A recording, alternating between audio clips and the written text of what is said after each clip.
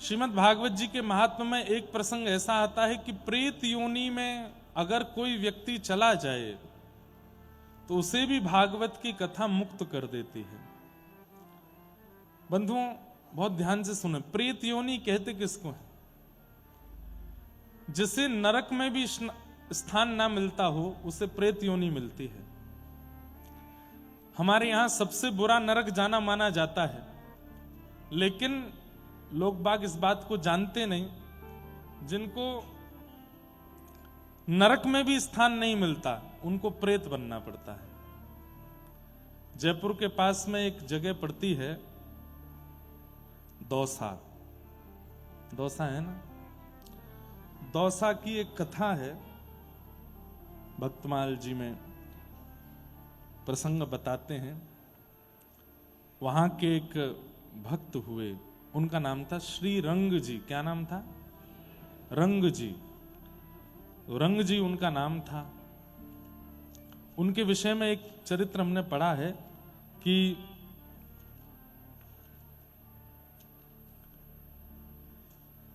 उनके दुकान में एक लड़का काम करता था। इतना व्यभिचारी था, इतने गलत काम किए उसने अपने जीवन में, किसी कारणवश उसकी मृत्यु हो गई। तो मृत्यु होकर के उसको नरक मिला। नरक मिलने के बाद में इतना बड़ा पापी था वो कि यमराज ने उसको नरक में पापियों का और यम के दूतों का सरदार बनाया उसको। मतलब जो नरक में लोगों को पकड़ पकड़ के लेके जाते हैं, ऐसे यमदूतों का सरदार बनाया उसको। रंग जी की दुकान में काम करने वाला व्यक्ति। तो उसके पास में लिस्ट होती थी कि आज कितने लोगों को लेके आना है, कहां कहां से लेके आना है। तो उनमें से लिस्ट में एक नाम फिर से दौसा के एक व्यक्ति का आया। उसने मन में विचार किया कि मेरे गांव में जहां मेरा पूर्व जन्म हुआ वहीं मुझे लेने के लिए जाना है किसी को, तो क्यों ना जाते जाते मैं अपने सेठ जी से मिल के आऊंगा एक बार। तो रंग जी अपने दुकान पे बैठे थे, तो बैठे बैठे उनकी जैसे नेत्र खुले। भजन पूजन नहीं करते थे, पैसा कमाने में ही रुचि ज्यादा थी उनकी। इतने में ही उनके आंख लग गई थी। आंख लग के थोड़ी देर में खुली तो वही लड़का जो दुकान में काम करता था, जिसकी 6-7 महीने पहले मृत्यु हो गई, वो सामने बैठा है। सेठ जी तो घबरा गए, बोले कोई सपना है क्या है भैया? तुम्हारी तो प्राण जा चुके हैं, अब तुम कैसे बैठे हो? उसने कहा सेठ जी मुझे पहचान गए? बोले तुम्हें कैसे भूल जाएंगे, तुम हमारे दुकान में ही काम करते थे। बोले सेठ जी मेरी मृत्यु हो गई, और मृत्यु होने के बाद मैं यमलोक गया। यमराज जी ने जब मेरे जीवन में किए हुए, मेरे द्वारा किए गए कर्म देखे, तो उन्होंने कहा भाई ये इतना उच्च कोटि का पापी है, इसको तो अपने दूतों का मैं सरदार बनाऊंगा। तो आजकल मैं यमराज जी के दूतों का सरदार हूं। अच्छा क्या करते हो? बोले मैं नगर नगर जा जा करके पापियों को उठा के लाता हूं। तो दौसा में वो 4 नंबर गली में एक व्यक्ति रहता है ना, उसकी मृत्यु होने वाली है। 5 मिनट थे तो मैंने सोचा आपसे मिल जाऊं थोड़ा, ये सत्य घटना है।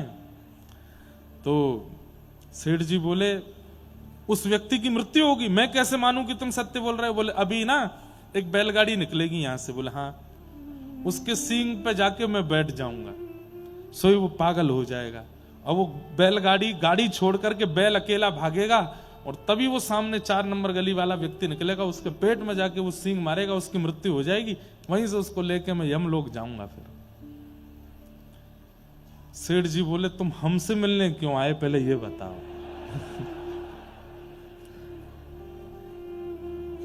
तब उस व्यक्ति ने क्या कहा?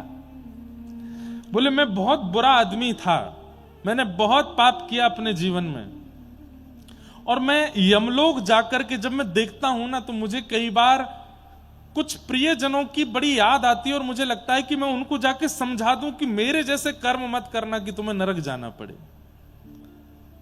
सेठ जी आप सत्य मानेंगे, मुझे मेरी मां की चिंता नहीं हुई, पिता की चिंता नहीं हुई, परिवार की चिंता नहीं हुई, पर मैंने इतने गलत काम जीवन भर किए, उसके बाद भी आप मुझे अपने यहां नौकरी पर रखते तो मुझे आपकी चिंता हो रही थी, इसलिए मैं आपको समझाने आया हूं। क्या ये गिनती करते करते जीवन निकल जाएगा? अगर एक अपराध भी आपका रह गया ना जीवन में तो नरक आना पड़ेगा, और नरक बहुत बुरा है। इसलिए सेठ जी मैं आपको समझाने आया हूं, भजन कीजिए, आज से भजन शुरू कर दीजिए। भजन बिन नर मर घट के भूत, श्यामा श्याम रमे रसना सो तिनको जान सपूत। भजन बिन नर मर घट के भूत। सेठ जी आप भजन प्रारंभ कर दो, और बस इतना कह करके क्या गिरा भाई, इतना कह करके जब कथा होती है ना तो आपको लगता है कि आप ही लोग बैठे हो, नहीं, कई दिव्य चेतनाएं भी कथा सुनने आती, और कथा सुनते सुनते जब दिव्य चेतनाओं का गमन होता है ना तो वो कुछ हिला डुला करके जाते हैं। देखो हम जा रहे हैं, हमारी मुक्ति हो रही है, बस व्यास जी के सिर पे ही मत कूद पड़ी हो। तो सेठ जी को समझाया कि सेठ जी भजन में लग जाइए, और इतना कह करके बोले देखिए अब क्या होगा। इतने में ही वो बैलगाड़ी निकली और अचानक से बैल पागल हुआ, गाड़ी से निकल के भागा। 4 नंबर वाला गली का वो व्यक्ति बाहर आया, उसके पेट में जाके सींग पड़ा, और ये सब सेठ जी देख रहे थे, जो कि 10 मिनट पहले उनको पता था कि ऐसा होने वाला है। उसी दिन वो रंग जी नाम के जो सेठ जी थे इतने भजन में प्रवृत्त हो गए कि उनका नाम राजस्थान के भक्तमालों में लिखा गया। अद्भुत भक्त हुए, खूब भजन किया, खूब नाम किया। तो इसलिए प्रेत योनि जो है ये उनको प्राप्त होती है जिनको नरक में भी स्थान नहीं मिलता। प्रेत कौन बनता है? विशेष रूप से प्रेत वे लोग भी बनते हैं जो एक ही गलती, ध्यान से सुनिएगा, एक ही गलती बार बार दोहराते हैं, और बीच में कई बार उस गलती को ना करने का प्रण भी ले चुके हैं, संकल्प भी ले चुके हैं, लेकिन फिर भी दोहराते हैं, प्रेत बनते हैं। आपको संकल्प शब्द बहुत सामान्य लगता है, लेकिन संकल्प शब्द की महिमा बहुत है। संकल्प लेने के बाद अगर आप दोबारा उसी कृत्य में जाते हैं तो फिर उसके दुष्परिणाम के रूप में प्रेत बनना पड़ता है। प्रेत कौन बनता है? दूसरा, मातृ पितृ द्रोह करने वाला। अपने सामने अपनी युवावस्था में मां के ऊपर कभी हाथ उठाया हो, पिता के ऊपर कभी हाथ उठाया हो, माता पिता को मारा पीटा हो, उनके गलत ना कहने पर भी सीधे साधे माता पिता को उत्पीड़ना करने वाला बालक प्रेत बनता है। वे वजह पत्नी को मारने वाला, वे वजह पति से लड़ने वाला, मतलब अब कई तो पत्नियां भी मारती हैं पति को, सीधे डिब्बा में ही काट के डाल देते हैं। ऐसा देश है हमारा। आजकल पिछले कुछ सालों से ये केस भी आ रहे हैं, बक्सा में डाल दिया, ड्राम में डाल दिया, क्या क्या कर देते हैं। जब मार ही दिया तो फिर प्रेत योनि तो निश्चित कंफर्मेशन है, विदाउट वीजा एंट्री मिलेगी प्रेत योनि में। लेकिन वे वजह पत्नी पर हाथ उठाने वाले, वे वजह पति को उत्पीड़ित करने वाले, ऐसे दंपति भी प्रेत योनि में जाते हैं। पर भाई ये छोटी मोटी नोक झोंक भी नहीं कह रहा हूं मैं। कई लोग बाग बड़े चतुर हैं, इस पूरी आधी वीडियो को काट के पति पत्नी को सुनाएगा, देखो क्या कह रहे हैं महाराज जी, तू लड़ती है मुझसे, प्रेतनी बनेगी। कहीं पत्नी पति को सुना, वो छोटी मोटी नोक झोंक, प्रणय कलह तो सब जगह होता ही है, वो तो बहन भाई में भी होता है, वो तो बच्चे और पिता में भी होता है, वो तो पति पत्नी में भी हो, अच्छा है। पर वे वजह की बात पर इतना करना कि मार पीट तक आ जाना, उठा फटक कर देना, इतना घर का माहौल, छोटे छोटे बच्चे देख रहे हैं, उनके सामने इतना दुष्कलेश करना, ये सब प्रेत योनि के लिए तैयारी। मतलब प्रेत योनि के जो भी प्रेतराज होते होंगे ना, वो देखते होंगे कौन उपद्रव सबसे ज्यादा है, उसको हम अपने यहां लेके आएंगे, उसको हम अपने यहां बनाएंगे। तो प्रेत योनि में जाने वाले लोगों के लक्षण हैं, वेदों की अवहेलना करने वाले, गौ हत्या करने वाले, गौ मांस खाने वाले,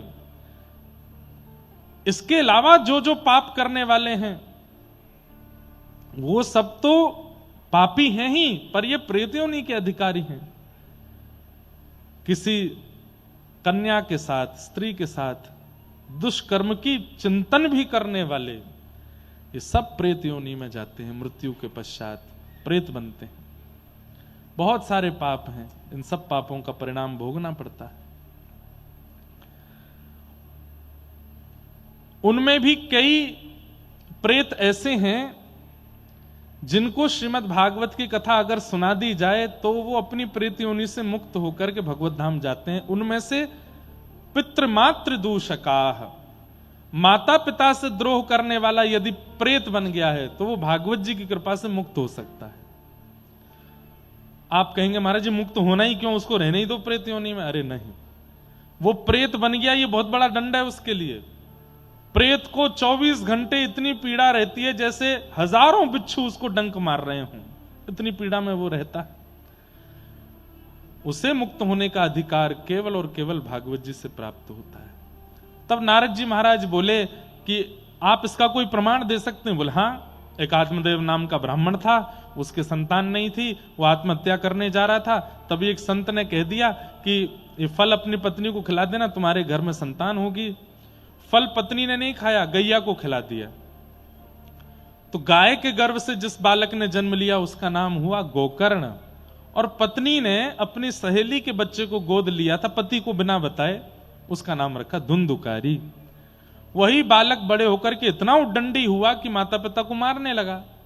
मां ने कुआं में कूद के प्राण त्याग दिए, पिता ने वन में जाकर के भागवत जी का पाठ करते हुए प्राणों को ठाकुर जी में विलीन कर दिया, और वो बालक अपनी युवावस्था में दुष्कर्मों के कारण मरने के बाद प्रेत बना। ऐसा प्रेत बना कि गया श्राद्ध से भी उसकी मुक्ति नहीं हुई। तब गाय के गर्भ से जन्म लेने वाले श्री गोकर्ण जी महाराज ने सूर्य नारायण भगवान से पूछा कि वो कैसे मुक्त होगा, इतनी भयंकर प्रेत योनि से कैसे निकलेगा। तब कहा श्रीमद् भागवत की कथा करो, श्रीमद् भागवत का सप्ताह वाचन करो। श्रीमद् भागवतान मुक्ति सप्ताहम वाचनम कुरु। श्रीमद् भागवत की सप्ताह कथा करो। इति सूर्यवचः वै धर्म रूपम तु विश्रुतम। भागवत की कथा कराओ। सूर्य नारायण ने आज्ञा देकर के कहा, उससे वो प्रेत योनि से मुक्त होगा। तब सूर्य नारायण की आज्ञा से गोकर्ण जी महाराज ने भागवत की कथा की और धुंधुकारी प्रेत योनि से मुक्त होकर के शंख चक्र गदा पद्म जैसे चतुर्भुज रूप धारण करके भगवत धाम को प्रस्थान कर गया।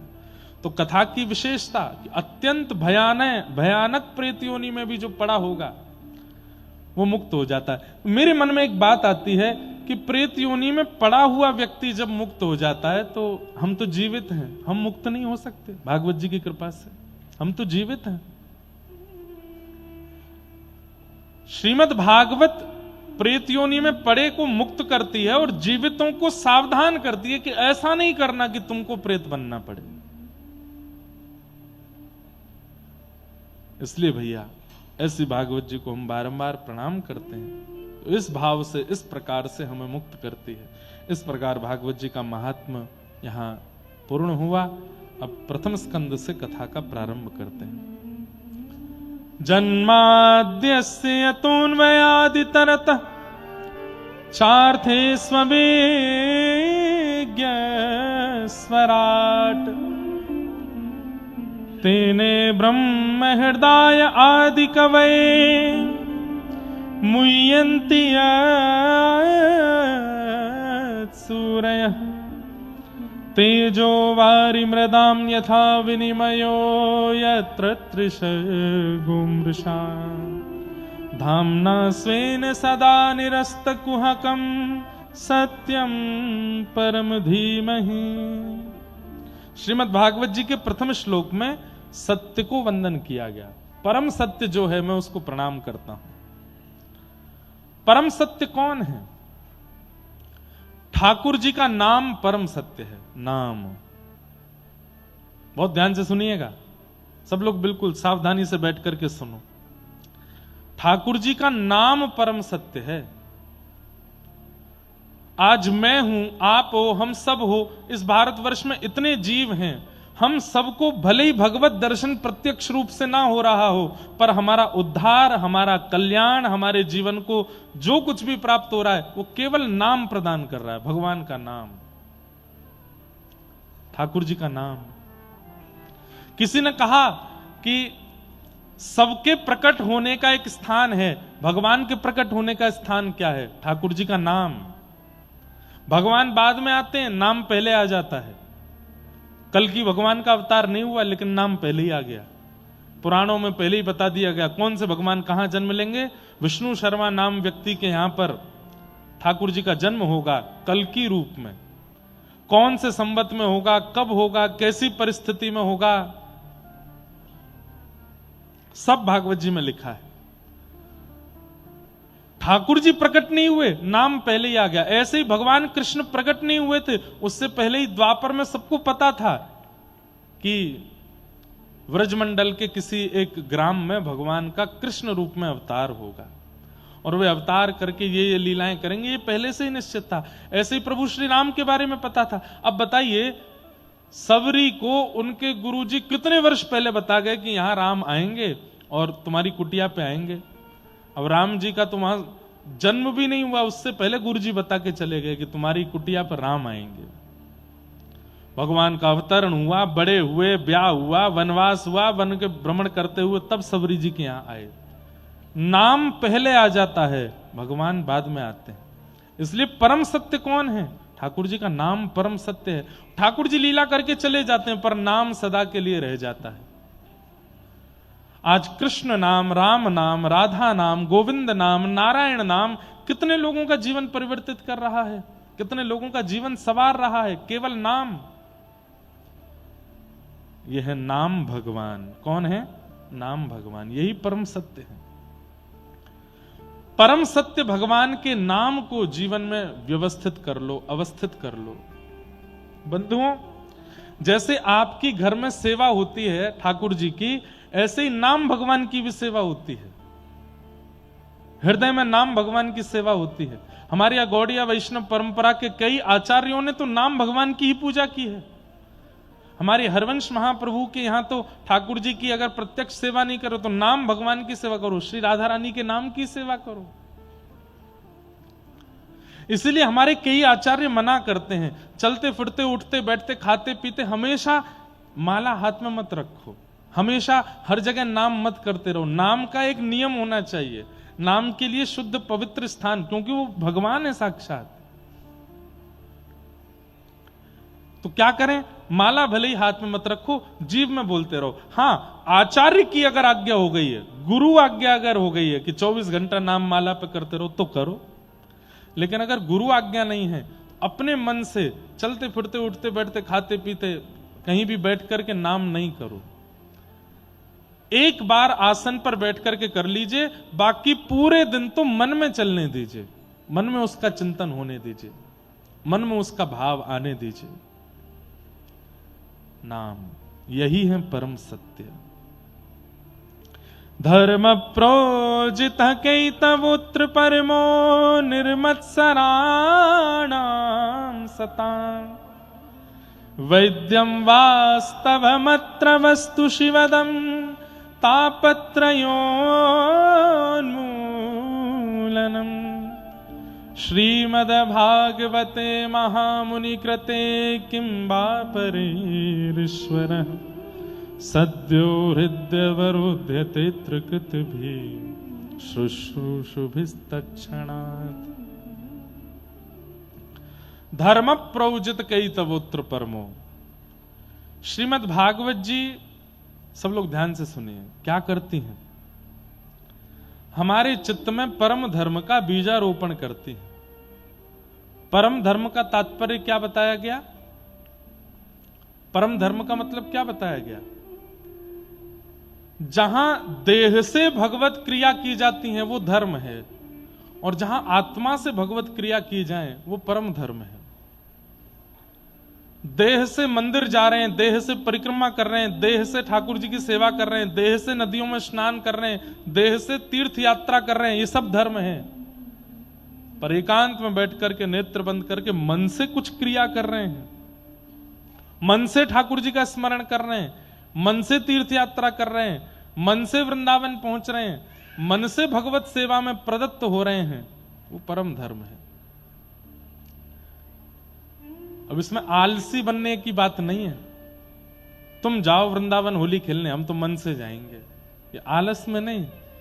क्या वह स्थिति बनी है आपकी कि आप मन से वहां पहुंच सको?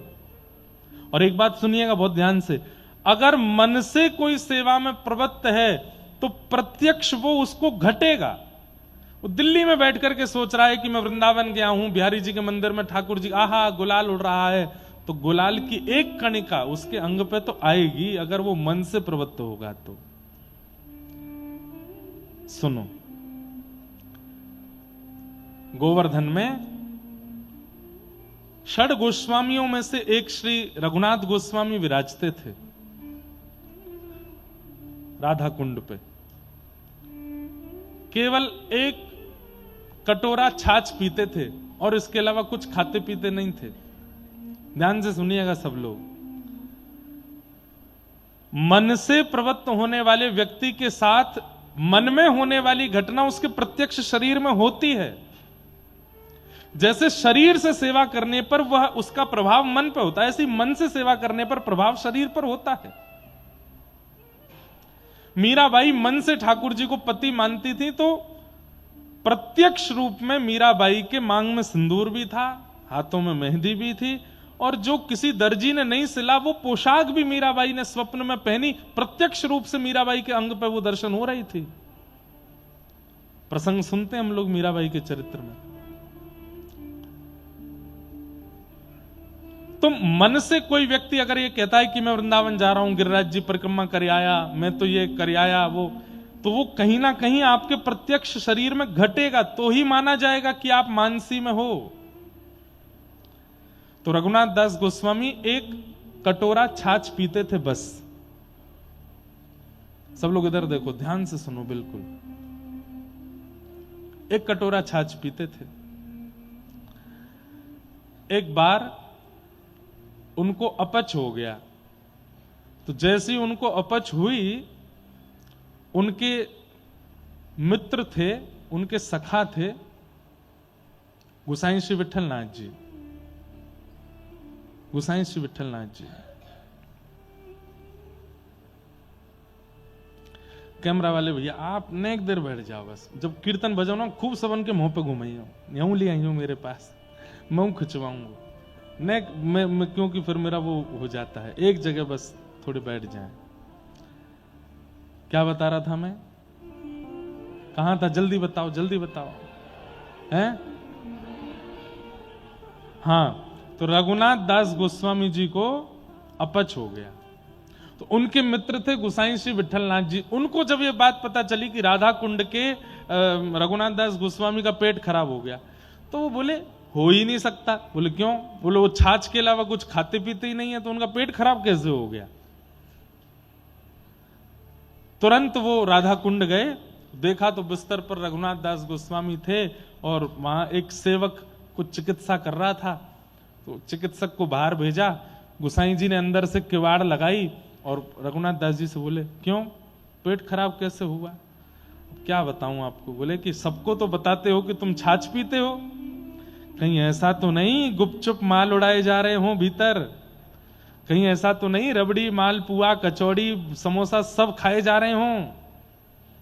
अरे नहीं नहीं, ऐसा कुछ नहीं। तो फिर पेट खराब कैसे हुआ? छाछ से पेट तो खराब नहीं होता, क्या हुआ? चल सही सही बताओ। रघुनाथ दास गोस्वामी के नेत्र सजल हो गए। बोले मैं क्या बताऊं, मैं मानसी में गया था तो मानसी में गिरिराज जी की तलेटी पर श्री प्रिया प्रियतम बैठे थे और किसी भक्त ने 56 भोग पधराया था। जैसे ही मैंने प्रणाम किया तो श्री प्रिया जी बोली इधर आओ, और मैं जैसे ही पहुंचो तो बोली मुंह खोलो, और मैंने मुंह खोला तो मुझे लड्डू खवाए, मुझे कचौड़ी खिलाई, पूरी। मैंने मना भी किया कि मैं ज्यादा पाता नहीं हूं, तो ठाकुर जी बोले हमारो अधराम व्रत है, कैसे नहीं पावे को पा। बोले उसके बाद बोले खूब सारी सामग्री मुझे पवा दी, और फिर ये नंद नंदन बड़े उद्यमी हैं, इनने कहा कियो। बोले पहले तो दूध की सामग्री पवा दी और वहां के बाद दही खवा दी, सो पेट में जाके दही फट गई। मानसी में लीला हुई पर प्रत्यक्ष में पेट खराब हो गया। ये सुनते ही गोसाई जी ने हृदय से लगा लिया। बोले कि आप सच्चे भक्त हो। क्यों? आप मन में जो चिंतन करते हो, मन में जिस लीला का अनुसंधान करते हो, जिस लीला का स्मरण करते हो, वो प्रत्यक्ष शरीर में होने लगती है। ये मानसी का असली स्वरूप। और मैं नाम नहीं लूंगा, मैंने आज भी हमारे वृंदावन के ही संतों में से एक संत हैं, उनको देखा है। भरी दिसंबर के जाड़े में कोहरा पड़ रहा है और पसीना चुचारा था उनके मुखमंडल से। क्यों? क्योंकि मानसी में किसी उष्ण काल की लीला का उन्होंने अनुभव किया था। और मैंने पूछा महाराज जी से कि महाराज जी क्या लीला थी? तो बोले प्रिया जी को आम खावे को मन हैरो, तो श्री ठाकुर जी बोले आम तो गर्मीन में आमेंगे, सर्दीन में कहां लाऊं? तो बोले गर्मी लाओ। तो श्री ठाकुर जी ने उष्ण काल की ऋतु को आमंत्रित किया। तो उष्ण काल में ठाकुर जी आम तोड़वे के गए तो मोए संग ले गए। बोले तो? बोले पेड़ पे स्वयं नहीं चढ़े, मोए चढ़ा दिए। बोले तू तोड़ के दे। तो बोले मैं ऊपर पेड़ पे चढ़वे में इतना श्रमित है गयो, इतना थक गयो, धूप ऊपर से पड़ रही, आम तोड़ तोड़ के नीचे दे रो, सो वही से पसीना आए। तो प्रत्यक्ष महाराज जी को पसीने आने लगे। ये मानसी सेवा, ये तो हमने अनुभव किया।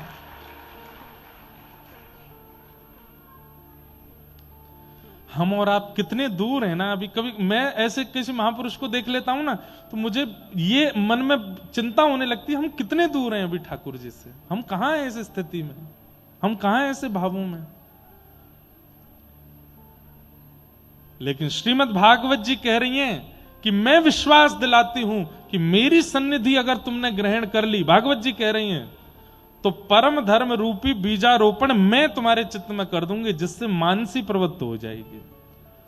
आप जयपुर में बैठ करके, अमेरिका में बैठ करके, स्विट्जरलैंड में बैठ करके, आप वहीं बैठ करके चिंतन करो मानसी का। जैसा चिंतन करोगे वैसे भाव प्रकट होने लग जाएंगे।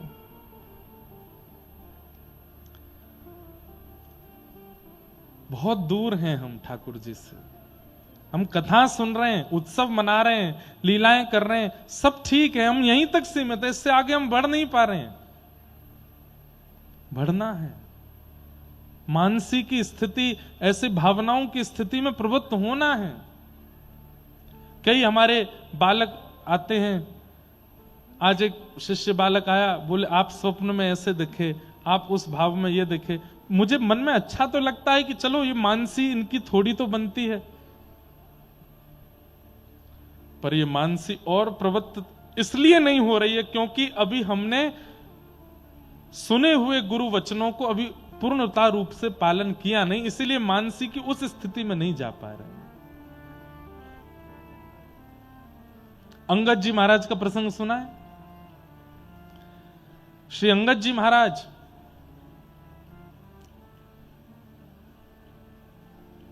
कथा मैंने सुनाई है उनकी कई बार। उनके कथा में एक बहुत सुंदर प्रसंग आता है कि अंगद जी अपनी पत्नी के साथ कथा सुनते थे, और कथा सुनते सुनते दोनों पति पत्नी के मन में आया कि हम एक बार जगन्नाथपुरी जाएंगे और श्री जगन्नाथ जी को कुछ भेंट करके आएंगे।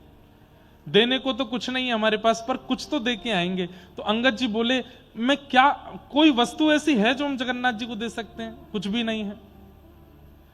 तो अंगद जी जो थे वो एक राजा के यहां पर महामंत्री थे। तो राजा ने एक नगरी पर चढ़ाई की, राजा स्वयं नहीं गया, महामंत्री अंगद जी को भेज दिया। उस नगरी पर विजय प्राप्त करके तो सारा वहां का धन लेकर के आ रहे थे वापस। तो धन जब बैलगाड़ियों में रखवा रहे थे तब एक मणि के ऊपर उनकी दृष्टि पड़ी। तो अंगद जी महाराज ने सोचा इतना सारा धन तो राजा के पास जा रहा है, ये मणि अगर ये मैं जगन्नाथ जी को अर्पित कर दूं, और ऐसा नहीं कि उन्होंने चोरी की, राजा का नियम था जितना धन आप जीत के लाए हो उस धन में से सैनिकों को वो कुछ कुछ देता था, और मंत्री महामंत्रियों को तो जो वो मांगते थे वो दे देता था। तो इन्होंने ये विचार किया कि राजा से मांगना ही है मुझे, तो मैं इस मणि को मांग लूंगा, लेकिन अब कब ये राजा इसको तहखाने को खोलेगा, कब सबके सामने बोलेगा कि मांगो, तब तक बहुत समय होगा। मेरा 2-4 दिन में जगन्नाथपुरी जाने का नियम है, तो मैं इस मणि को अपने पास रख लेता हूं। मणि उन्होंने अपनी पगड़ी में छुपा ली। राजा को किसी ने जाकर के इस बात को गलत तरीके से प्रस्तुत कर दिया कि देखो इन्होंने मणि छुपा करके चोरी की है। राजा ने उनको मरवाने का प्रयास किया, लेकिन वो नहीं मरे, बंदी बना लिया, सैनिक पीछे छोड़ दिए। मणि कहां है, मणि बताओ। सैनिक जब पकड़ के ले जा रहे थे, उन्होंने कहा मैं मणि दे दूंगा, लेकिन मैं एक लीला करना चाहता हूं। बोले क्या? इस सरोवर में मुझे स्नान करने का अधिकार दो। बोले उसके बाद मणि दे दोगे? बोले हाँ दे दूंगा। जैसे ही सरोवर में गए, अपनी पगड़ी से मणि निकाली और सैनिकों को दिखाई, ये रही मणि, और हे महाप्रभु जगन्नाथ, ये आपके लिए मैंने चुनी थी, ये आपको ही अर्पित होनी चाहिए। आप तो हजारों किलोमीटर दूर हो, पर आपकी व्यापकता सर्वत्र है, तो कृपा कर इस सरोवर से ही मणि को स्वीकार करो। जैसे ही सरोवर में छोड़ा, गोताखोरों ने खूब गोते लगाए, लेकिन मणि नहीं मिली। पूरा जल निकलवा दिया सरोवर से, खुदाई करवा दी राजा ने, फिर भी मणि नहीं मिली। अंगद जी से पूछा, हम तुझे पूछ रहे हैं, तेरे प्राण हरण कर लेंगे, मणि कहां है बता दे। अंगद जी महाराज बोले, मैं कह रहा हूं वो जगन्नाथ जी के पास पहुंच, वो जगन्नाथपुरी हजारों किलोमीटर है यहां से। बोले हम हजारों किलोमीटर दूर हैं, पर जगन्नाथ जी तो यत्र तत्र सर्वत्र हैं। मैंने जल में छोड़ी, महाप्रभु जी ने स्वीकार कर ली। हाथों में हथकड़ियां, पैरों में बेड़ियां बांध करके जगन्नाथपुरी लेकर के गए, और बोले अगर महाप्रभु जगन्नाथ जी के पास मणि नहीं मिली तो तेरा सर धड़ से अलग कर देंगे हम। जैसे ही महाप्रभु जगन्नाथ जी के सन्मुख पहुंचे, कपाट खुलते ही क्या देखते हैं कि वही मणि महाप्रभु जी के तिलक के ऊपर यहां विराजमान थी, श्री जगन्नाथ जी ने धारण कर रखी थी। पुजारियों से पूछा, ये मणि यहां कौन दे करके गया? तो बोले पता नहीं, रात्रि में मंदिर बंद करके हम लोग सोए, सुबह जब उठे तो महाप्रभु जगन्नाथ जी का श्रृंगार जहां रखा रहता है उसी पेटी के ऊपर रखी थी, और हमें लगा कि पुरानी मणि कहीं की होगी। राजा भी देख करके चकित रह गया कि ये मणि हजारों किलोमीटर दूर जल में डाल दी थी, यहां कैसे आ गए? महाप्रभु जगन्नाथ जी ने स्वीकार की। ये सारे चमत्कार नहीं है बंधुओं, ये सब मन की स्थिति है। जब मन की स्थिति ऐसी प्रगाढ़ हो जाती है तो पुरी दूर नहीं है, द्वारिका दूर नहीं है, बद्रीनाथ दूर नहीं है, सारे तीर्थ धाम आपके इर्द गिर्द ही संगे ही चलते हैं। राधा रमण जी संगे ही चलते हैं, राधा वल्लभ जी संगे ही घूमते हैं, श्री बिहारी जी कंधा पे बैठ के ही रहते हैं। जब जिसे चाहो, जिसका आवाहन करो, उसी का अनुभव होने लगता है। ऐसी पवित्र देह, ऐसी पवित्र मानसिक स्थिति, ऐसी पवित्र बौद्धिक स्थिति बनाने की सामर्थ्य श्रीमद् भागवत में है, यदि कोई पालन करे तो।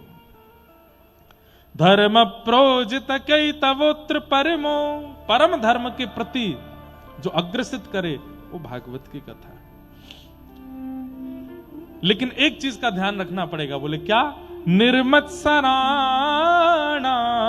सताम, मात्सर्य दोष को मत आने दीजिएगा। ईर्ष्या, किसी की अच्छाई के प्रति, किसी के रूप के प्रति, किसी के धन के प्रति, किसी के वैभव के प्रति कभी ईर्ष्या मत कीजिएगा। और एक बात बताऊं बंधुओं, भजन का प्रमाण दुनिया को बताने के लिए हम तिलक लगाते हैं, हम शिखा रखते हैं, कंठी पहनते हैं, एकादशी व्रत करते हैं, धोती पहनते हैं, ताकि दुनिया को पता चले कि हम भक्त हैं।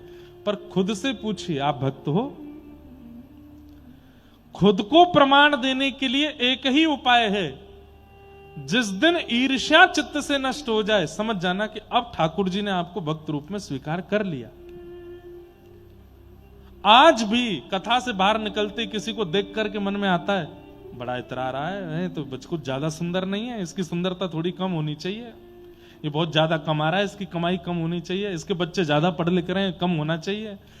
ये सब ईर्ष्या के दोष यदि उत्पन्न हो रहे हैं तो आपका भजन रत्ती भर भी ठाकुर जी स्वीकार नहीं कर रहे हैं।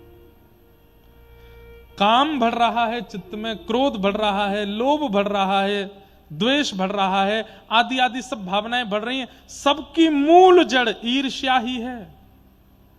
अगर ईर्ष्या चित्त में है तो सब बढ़ेंगे, और ईर्ष्या निकल गई तो सब घट जाएंगे। ईर्ष्या दोष को मत बढ़ने दीजिए चित्त में।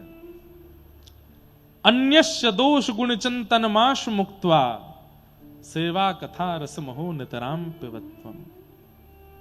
एक प्रसंग सुनाते हैं, ध्यान से सुनो। गुसाई श्री विठलनाथ जी विश्राम घाट पर विराजमान थे। कहां पे? मथुरा विश्राम घाट पे।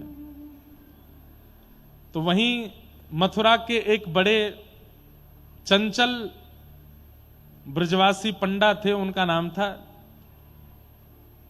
छीतू पंडा। क्या नाम था? छीतू पंडा।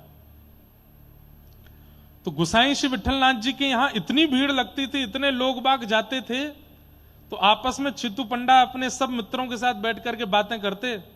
बोले भाई आजकल ये बाबा बड़ो प्रसिद्ध है रो हमारे ब्रजमंडल में। कहा नाम है? वो गुसाई विठलनाथ। अच्छा ये आज ये उसी समय नहीं, ये आज भी होता है। आज भी जहां ज्यादा भीड़ हो जाए तो फिर सब में आपस में चर्चा चलती है, तो तंत्र मंत्र कर रखा है इसने, लोगों के ऊपर ऐसा टोना डाल देता है कि भीड़ खिंची चली जाती है। तो छीतू पंडा अपने सब मित्रों के साथ बैठ के बात कर रहे, बोले आजकल गुसाई विठलनाथ जी की बड़ी चर्चा सुनाई देती है। तो एक सखा बोला, हमने सुनी है भैया कोई तंत्र मंत्र करके आयो है, एक बार जो वाकू देख ले वही को है जाए। तब दूसरा बोला, अरे नहीं नहीं, वाको छोटो सो ठाकुर है, वाको नाम है नवनीत प्रियालाल। हमने सुनी है वहां में कछु जादू टोना है, जो वहां जाए वही को है जाए। तीसरा बोला, अरे नाय नाय, गुसाई विठलनाथ जी अपने ठाकुर जी को लड्डू को भोग लगा में, वह लड्डू में कछु अफीम फफीम मिला दें, वो जब सबन में बढ़ जाए वह खाती सबन को मन ऐसा है जाए। सब आपस में ये सब चर्चाएं कर रहे थे। तभी एक दिन छीतू पंडा बोले, भाई यजमानी हो नहीं रही, ज्यादा लोग बाग आ नहीं रहे, आज चलो तो फिर क्या करें? बोले मिलके आते हैं, गुसाई विठलनाथ देख के तो हमें एक पास है कैसो। हमारे यहां होता है ऐसा। ज्यादा प्रसिद्धि जिसकी हो जाए तो सब लोग चर्चा करेंगे, इसने कोई सिद्धि कर रखी है, इसने कोई तंत्र मंत्र कर रखा है, इसने कहीं वहां जाकर के कुछ किया है, ऐसा कर बोलते हैं लोग बात।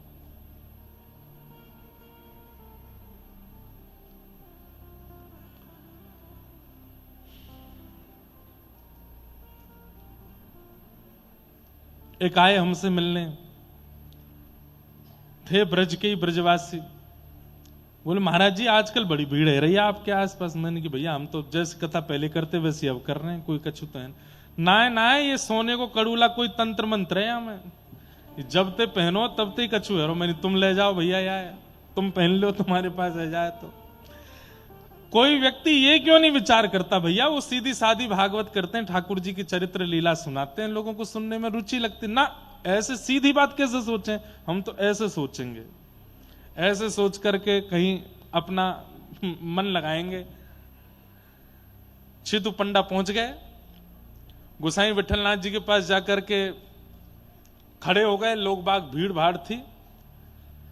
अब जैसे ही छीतू पंडा ने अंदर प्रवेश किया,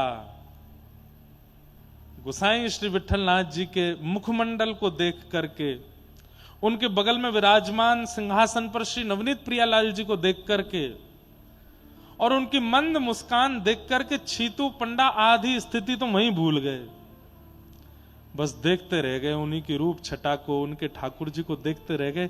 बस आंसू निकलने की देरी थी कि इतने में ही गुसाई विठलनाथ जी बोल गए, और छीतू पंडा कैसे आए? आओ, बड़ो स्वागत तुम्हारो। ये सुनते ही तो महाराज उनकी तो वो स्थिति, आपको मेरा नाम कैसे पता?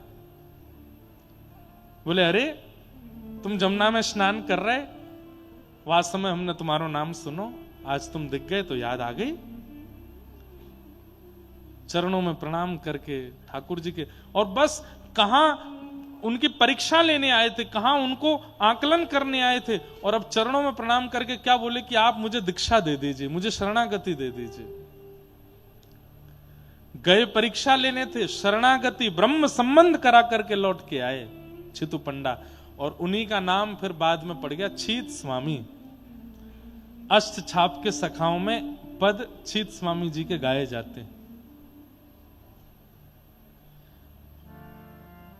छीत स्वामी गिरिधरण विठ्ठलेश बपुधारी, छीत स्वामी गिरिधरण विठ्ठलेश बपुधारी। ऐसे छीत स्वामी, छीतु पंडा छीत स्वामी बन गए गुरु कृपा से। ईर्ष्या चित्त में मत रखिए, क्योंकि ठाकुर जी चाहेंगे तभी ईर्ष्यालु भक्त हो सकता है, नहीं तो ईर्ष्यालु के चित्त में प्रेम लक्षणा भक्ति नहीं आ सकती। ईर्ष्यालु के चित्त में ठाकुर जी के प्रति भावना नहीं प्रकट हो सकती, भाव नहीं प्रकट हो सकते। इसलिए ईर्ष्या से बचिए।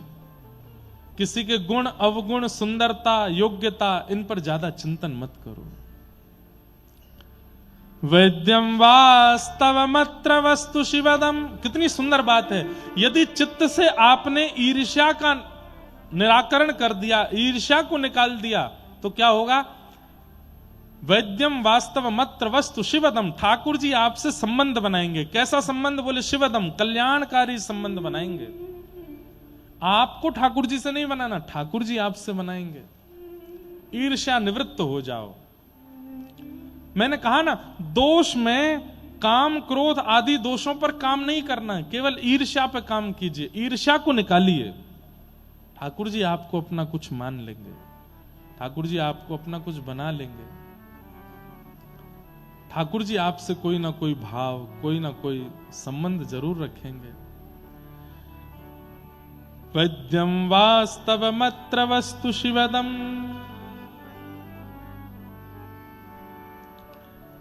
ठाकुर जी को संबंध बनाएंगे। श्रीमद् भागवत जी ठाकुर जी से संबंध कराती हैं। कैसा संबंध? बोले शिवदम। कौन सा संबंध ये नहीं बताया, कैसा संबंध? बोले कल्याणकारी। जो भी संबंध हो वो कल्याणकारी होगा। आज वेद मंदिर लुधियाना से परम पूजनीय दंडी स्वामी श्री निगम बोध जी महाराज हमारे मध्य पधारे हैं। पूज्य महाराज जी के श्री चरणों में बारंबार प्रणाम, और आप सभी श्रोताओं की ओर से पूज्य महाराज जी को बारंबार वंदन प्रणाम। तो संबंध कैसा होता है? कल्याणकारी। आज संबंध बहुत हो जाते हैं पर कल्याणकारी नहीं बन पाते। कल्याणकारी का मतलब क्या है? हम कथा में कहा करते हैं, संबंध वो श्रेष्ठ नहीं जो आपकी भौतिक इच्छाओं को पूर्ण करता हो। संबंध वो श्रेष्ठ जिस संबंध के नाते आप भगवत स्मृति और भगवत सानिध्य ग्रहण कर पाते हो। वो मित्र बहुत अच्छा है जो वृंदावन लाता हो, वो पति बहुत अच्छा है जो कथा में ले जाता हो, वो पत्नी बहुत अच्छी है जो भजन कीर्तन या ठाकुर जी की सुंदर वार्ताएं सुनाती हो, वो बच्चे बहुत अच्छे हैं जिनकी सेवा में ज्यादा रुचि होती हो। सुंदर पत्नी अच्छी नहीं, सुंदर पति अच्छा नहीं, धनवान परिवार अच्छा नहीं, वो परिवार, वो पति, वो पत्नी, वो बच्चे, वो मित्र, वो सखा जिसके कारण कभी वृंदावन प्रिय लगा हो, वो अच्छे। जिनके कारण ठाकुर जी प्रिय लगे हों, जिनके कारण भगवत वार्ता प्रिय लगी हो, वो प्रिय हैं, वो अच्छे हैं। वैद्यम वास्तवमत्र वस्तु शिवदम। एक रानी थी, उस रानी के यहां दासी कृष्ण भक्त थी, और वो दासी जब घर के कामकाज करती थी तो तब मुख से कृष्ण कृष्ण कृष्ण कृष्ण कृष्ण कृष्ण उच्चारण होता था। और कभी कभी वो दासी कृष्ण नाम उच्चारण करते करते एक कोने में बैठ जाती और रोती रहती, हाँ प्राण, हाँ प्राण, हाँ प्राण, अब निकल जाएंगे श्याम सुंदर के वियोग में। एक दिन रानी ने उसको देख लिया। रानी ने कहा, ऐसा क्या है कृष्ण नाम में कि तुम इतनी विरही होती हो, और तुम्हारी ये स्थिति देख करके मुझे दया नहीं आती। मुझे ऐसा लगता है कि ये स्थिति मेरी क्यों नहीं बन पा रही है, मुझे भी बताओ ना। बंधुओं, आग को कितना भी घी पिला दो, आग को कितना भी लड्डू खिला दो, अग्नि में कितनी भी पूड़ी सब्जी डाल दो, और उसके बाद कहो, हे अग्नि देवी, मैंने आपको इतना घी डाला, इतनी पूड़ी हलवा सब खिलाए, अब मुझे जलाना नहीं। और जैसे आप स्पर्श करो क्या होगा, तब भी जलाएंगे। ऐसे ही भगवान का नाम है। आप कितना भी बचने का प्रयास कीजिए, नाम के संपर्क में यदि गए तो नाम अपनी कुछ ना कुछ प्रभाव तो करेगा आपके ऊपर। नाम का प्रभाव है, नाम की कृपा है कि आपको भगवत प्रियता लगे। और एक बात सुनिए, अग्नि छू करके भी अगर जला नहीं रही है तो वो अग्नि नहीं है, आर्टिफिशियल कुछ होगा। ऐसे ही नाम लेकर के भी कृष्ण प्रिय नहीं लग रहे तो इसका मतलब है कुछ तो गड़बड़ है, क्योंकि नाम अग्नि के समान है, वो तो अपना प्रभाव करेंगे। क्यों नहीं हो रहा फिर मुझ पर और आप पर प्रभाव? कहीं ना कहीं हमारी चूक है, हमारी कमी है। उस दासी ने जैसे ही राजकुमारी को, उस राजमाता को कृष्ण नाम सुनाया, ऐसी भक्त हो गई, ऐसी भक्त हो गई। फिर तो उस राजघराने में संतों का आगमन, कथाएं, वार्ता और सब होने लगा। ठाकुर जी ने आकर के उस राजमाता को दर्शन दिए। गुरु कौन था? दासी। दासी की कृपा से भगवत अनुभव हुआ, भगवत दर्शन हुए। तो वैद्यम वास्तव मत्र वस्तु शिवदम, ठाकुर जी से संबंध होगा तो कल्याणकारी ही होगा, उसमें अकल्याण की कोई भावना नहीं है। अब आप लोग कल्याण और अकल्याण किसको समझते हो, यह आपके ऊपर निर्भर करता है। हम ठाकुर जी से जुड़े और उसके बाद हमारे जीवन में कोई गलत ना हो, ऐसा नहीं हो सकता। हम ठाकुर जी से जुड़े, कभी हमें चोट ना लगे, खांसी ना हो, बुखार ना हो, हमारी माताजी राजी रहें, पिताजी खुश रहें, पत्नी खुश रहे, बच्चे खुश रहें, ये कल्याण नहीं होता। प्रारब्ध की क्रिया से जो होना है वो होता रहेगा, पर ठाकुर जी की सन्निधि से उस समस्त क्रिया में बल मिलता रहेगा। आप उस स्थिति से जूझना सीख जाओगे, चाहे जैसी परिस्थिति आ जाए। एक राजा हुए मोरध्वज, सूरध्वज, मोरध्वज। ठाकुर जी ने ऐसी परीक्षा ली उनकी, रूप बदल करके गए, अर्जुन को संग लेकर के गए। ब्राह्मणों को आता देख राजा ने तुरंत कहा, आज्ञा कीजिए। भगवान गए थे अर्जुन को दिखाने के लिए कि मेरे भक्त कैसे होते हैं। अर्जुन को बड़ा अभिमान है कि मुझसे बड़ा कोई भक्त नहीं। ठाकुर जी बोले, चल दिखा के लाऊं। मोरध्वज राजा के पास ले गए और दोनों ब्राह्मण का भेष बना करके गए। राजा ने तुरंत कहा, वरदान मांगिए, क्या चाहिए, और जो भी आप कहेंगे मैं देने को तैयार हूं। तब उन्होंने कहा, हम लोग जब तुम्हारा दर्शन करने के लिए आ रहे थे, हे राजन, मार्ग में हमको एक शेर मिला, वो हमको खाना चाहता था। हमने उससे निवेदन करके कहा कि तुम हमें मत खाओ। तब उस शेर ने कहा है, बोले कि मैं तुमको एक शर्त पे छोड़ दूंगा। बोले क्या? तुम अभी जिस नगर में जा रहे हो उस नगर के राजा का मांस लेकर के आओ, तब मैं तुम्हें छोड़ूंगा। तुरंत मोरध्वज राजा ने अपनी पत्नी और बेटे से कहा, आरी लेकर के इसी समय मेरा शरीर काट करके इनको दे दो, उस शेर की क्षुधा निवृत्ति हो और ब्राह्मण ने जो मांगा वो पूर्ण हो। कहते हैं सर्व अंग कट करके देने लगे। अंत में बस राजा ने एक बात कही कि आप एक प्रार्थना कर दीजिएगा। बोले क्या? ठाकुर जी से प्रार्थना कीजिए, मैं अपने प्राण तो त्याग रहा हूं ब्राह्मणों के लिए, पर एक बार इन नेत्रों को दिखाई दे जाएं, एक बार नेत्रों को दर्शन दे दें, मैं प्राण त्यागते त्यागते उनको देख करके प्राण त्याग दूं, बस ऐसी कृपा कर दें। इतने में ही उस विप्र के रूप में ठाकुर जी ही थे। ठाकुर जी तुरंत प्रकट हो गए, प्रकट होकर के उस राजा को दर्शन दिए और राजा से केवल यही भाव कहा, तुम्हारा समर्पण देखने आया था, तुम्हारा संबंध भाव देखने आया था, कल्याणकार। तो इसका मतलब यह नहीं कि ठाकुर जी से संबंध बने तो हमारा जीवन बहुत इजी रहेगा, नहीं। जो होना है वो होगा, जो हमारे प्रारब्ध में, जो नीति ने, नियति ने हमारे लिए चुना है वो होगा, वो सब चलेगा। मैं वक्ता हूं, मेरे जीवन में कष्ट ना आवे, ऐसा नहीं हो सकता। हमारी माताजी, पिताजी, परिवार, बहनें, सब खानदान में कभी कोई कष्ट नहीं आवेगा, ऐसा नहीं है। नियति ने जो निश्चित करके रखा, जो चुन के रखा, जो सोच के रखा, वो तो होगा। बस मैं भजन ना छोड़ूं, मैं भगवत स्मरण ना छोड़ूं, मैं हरिस्मृति ना छोड़ूं, मैं लगा रहूं उसी भाव में। भक्तों का चरित्र उठा करके देखिए, प्रत्येक भक्त के साथ में जो होना है वो होगा ही, हो ही रहा था, पर उन्होंने भगवत स्मरण का त्याग नहीं किया। वैद्यम वास्तवमत्र वस्तु शिवदम, ठाकुर जी से संबंध बनता है। और कैसा संबंध? बोले कल्याणकारी, कथा की कृपा से। तापत्रयोन्मूलनम,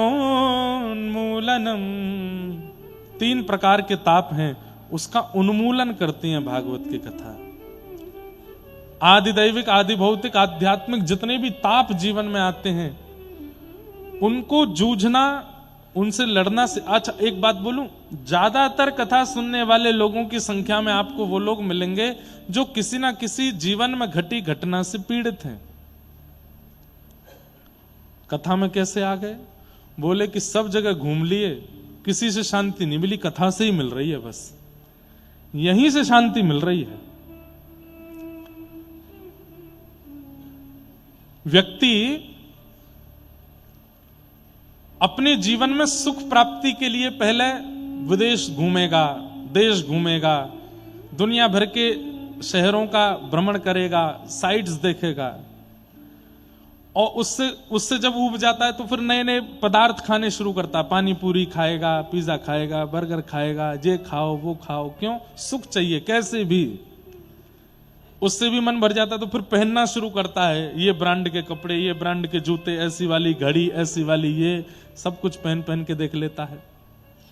उससे भी मन नहीं भरता तो फिर गाड़ियां ले आता है, ये इतने करोड़ की गाड़ी, इतने लाख की गाड़ी, ये वाली गाड़ी, उससे भी मन भर जाता है। फोन ले आता है, इससे मन भरे, हर तरीके के सुख भोग के देख लेता, उसके हृदय को शांति नहीं मिलती। लेकिन वही व्यक्ति 1.5 करोड़ की गाड़ी में बैठ के, 5 लाख का फोन लेके, 10 लाख के जूते पहन के, 50 लाख की घड़ी पहन करके कथा में आकर के बैठता है, नेत्रों से झरझर आंसू गिरने लगते हैं। अब पायो परम विश्राम, यहां मुझे परम विश्राम मिला, यहां उसको परम शांति मिलती। और बस उस परम शांति के आगे सब फीका लगने लगता है, सब कुछ अच्छा नहीं लगता। ड्राइवर गाड़ी ले जाओ, पैदल जाऊंगा घर तक।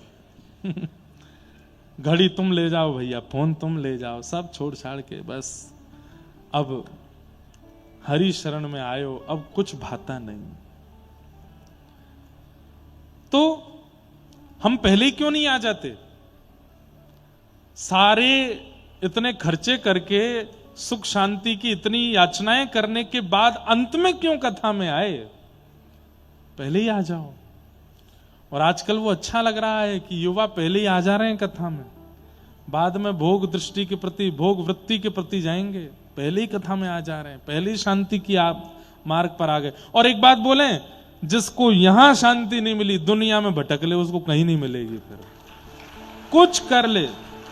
जिस व्यक्ति का कभी कथा में मन नहीं लगा, सत्संग में मन नहीं लगा, भगवत कीर्ति में मन नहीं लगा, वो दुनिया के किसी कोने में चला जाए, कितनी भी बड़ी से बड़ी उपलब्धियों को प्राप्त कर ले, वो शांति को कभी प्राप्त कर ही नहीं पाएगा।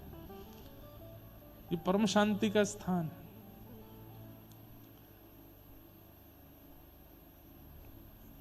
तापत्रयोन्मूलनम, 3 प्रकार के तापों का उन्मूलन करती है श्रीमद् भागवत की कथा।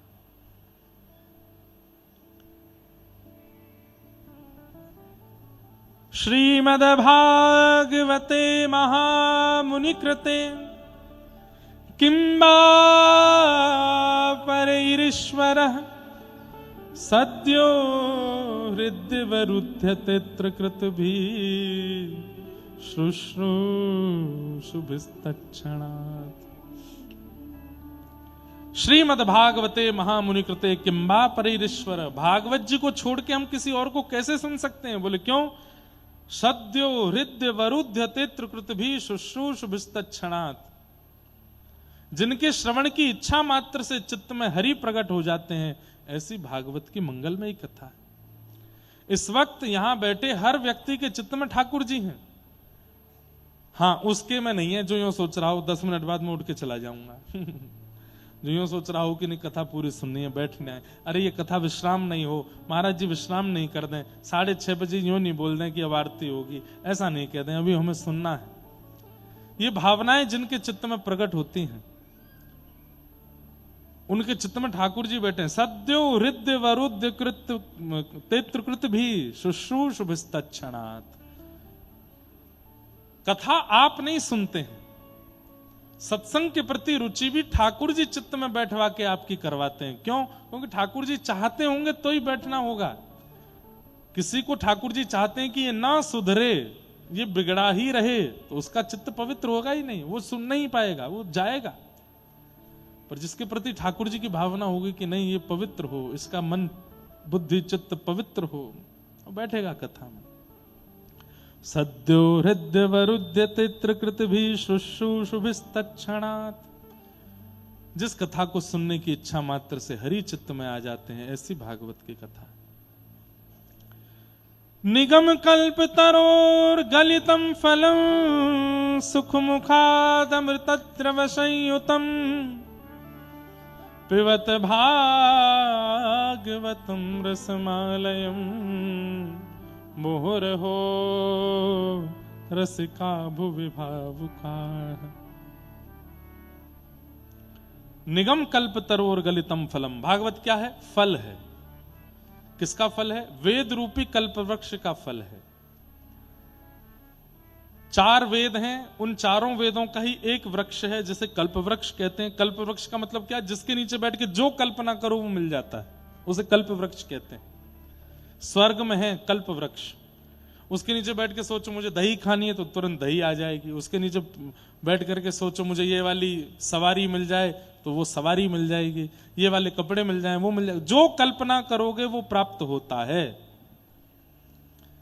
कहते हैं कि एक बार कोई व्यक्ति गया और उसने जाकर के कल्प वृक्ष के नीचे बैठ करके विचार किया, बहुत तेज भूख लगी है, 56 भोग प्रकट हो जाए। तो 56 भोग प्रकट हो गए। 56 भोग देख करके उसके चित्त में आया, इतना भोग कहीं ऐसा ना हो खाते खाते मेरा पेट भर जाए, मेरा पेट ही नहीं भरे, मैं खाता रहूं। वो खाता गया, उसका पेट ही नहीं भरे। थोड़ी देर बाद उसके मन में आया, खुद उठ करके लेना पड़ता है, परोसने वाले सुंदर सुंदर युवतियां आ जाएं। तो खूब सारी युवती आ गई। खूब खाते खाते अब जो सोचते जाओगे सब होता रहेगा वहां। तो सोचते सोचते उसके मन में अचानक से सोच आई, मैं इतना खा रहा हूं कहीं देवता मुझे पीटे नहीं। इतने में ही देवता प्रकट हो गए, अपने डंडा ले लेकर उसको पीटने लगे। कल्प वृक्ष वहां तो जो सोचोगे वो आएगा। भगवान की बहुत बड़ी कृपा है कि कल्प वृक्ष पृथ्वी पे नहीं है। हमारी कल्पना में तो कुछ भी आ जाता है। आप लोग कभी, अच्छा मैं आपको क्या बता रहा हूं, आप सब जानते हो, कभी आपस में 5-6 लोग बैठ करके एक दूसरे के भाव साझा करो, अपने अपने भाव बताओ। भाई ऐसे बोल के करोगे तो वो तो सदे हुए भाव देगा। ऐसे ही जब मित्रों के साथ जाते हो तो कभी कभी 1-2 मित्र ऐसे होते हैं, उनकी सोच ऐसी होती है कि वहां कोई जा ही नहीं सकता। हम एक बार बद्रीनाथ जा रहे थे तो हमारे एक भैया हैं, तो रास्ते में बात चलती जा रही थी कि भाई बहुत लैंडस्लाइड होता है यहाँ पे, इतने पहाड़ गिरते हैं, खिसकते हैं, क्योंकि उत्तराखंड के जो पहाड़ हैं वो मिट्टी के पहाड़ हैं ज्यादातर, तो जरा सी वर्षा होती है तो लैंडस्लाइड हो जाता है।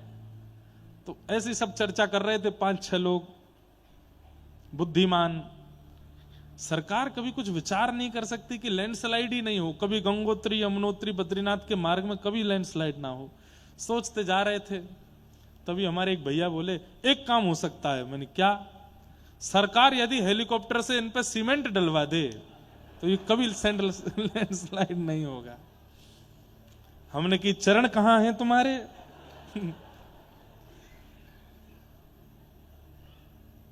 तो ये तो बहुत अच्छी बात हमने बताई जो हम मंच से बोल सकते हैं। लोग तो ऐसी ऐसी सोच रखते हैं कि हम क्या बताएं। एक बार मैं कहीं कथा कह रहा था, तो कथा में वो पद गा रहा था, इतना तो करना स्वामी जब प्राण तन से निकले, गोविंद नाम लेकर जब प्राण तन से निकले। मैंने कहा हर व्यक्ति को अधिकार है अपनी इच्छा मृत्यु करने का, पर इच्छा मृत्यु संसारी भोगों के प्रति ना हो, ठाकुर जी के प्रति हो। जैसे मेरे प्राण वृंदावन में निकले, ऐसी इच्छा मृत्यु। मेरे प्राण पुरी जगन्नाथ में निकले, मैं महाप्रभु जगन्नाथ जी का महाप्रसाद पा करके और पुरी का दर्शन करके दंडवत करूं, तभी मेरे प्राण चले जाएं। मेरे प्राण सत्संग में जाएं, मेरे प्राण कथा में जाएं, मेरे प्राण हरि भक्तों के दर्शन करते हुए जाएं। ऐसी इच्छा सब रख सकते हैं। तो हमारे एक प्रिय भैया, उनको मिष्ठान बहुत प्रिय है, बोले मेरा मन तो ऐसा है कि गोवर्धन में जतिपुरा की आलू की जलेबी और वो मुख में जावे और जैसे ही मैं दांतों से उसको चबाऊं उसका रस मेरी जीभ में घुल जावे और वो रस मेरे पूरे मुंह में डोल रहा हो और उसी समय मेरे प्राण चले जाएं। तो मैंने कहा भाई तुम्हारी इच्छा तो देखो कितनी ऊंची इच्छा है। बहुत ऊंचे ऊंचे लोग हैं भैया संसार में। बुद्धि नमोस्तुते व्यास विशाल बुद्धे, ऐसी बड़ी बड़ी मेधावी बुद्धि वाले लोग हैं जो क्या क्या सोच लेते हैं पता नहीं। तो बहुत अच्छी कृपा है भगवान की, कल्प वृक्ष धरती पर नहीं है। लोग कुछ भी सोच सकते हैं, कुछ भी विचार कर सकते हैं। तो निगम कल्प तरोर गलितम फलम, ये कल्प वृक्ष कहां है? वेद रूपी कल्प वृक्ष, वेद रूपी कल्प वृक्ष पृथ्वी पर है। ये श्रीमद् भागवत क्या है? ये कल्प वृक्ष है। यहां बैठकर के जो मांगोगे सो मिल जाएगा, लेकिन हां संसारी वस्तु मांगोगे तो नहीं मिलेगा। हां आप ये मांगो कथा में बैठे बैठे कि मेरी माला मैं 7 माला करता हूं, मेरी 16 माला हो जाए। हे भागवत जी कृपा करो मुझे आलस ना हो और मेरी मालाएं 16 हो जाएं, हो जाएंगी 16। हे भागवत जी ऐसी कृपा करो हर महीने मेरा वृंदावन आने का कोई क्रम बन जाया करे, वो इच्छा पूरी हो जाएगी। हे भागवत जी ऐसी कृपा करो ठाकुर जी की सेवा में मेरी इतनी रुचि बढ़े कि कभी आलस से ना आवे, ये इच्छा पूरी हो जाएगी।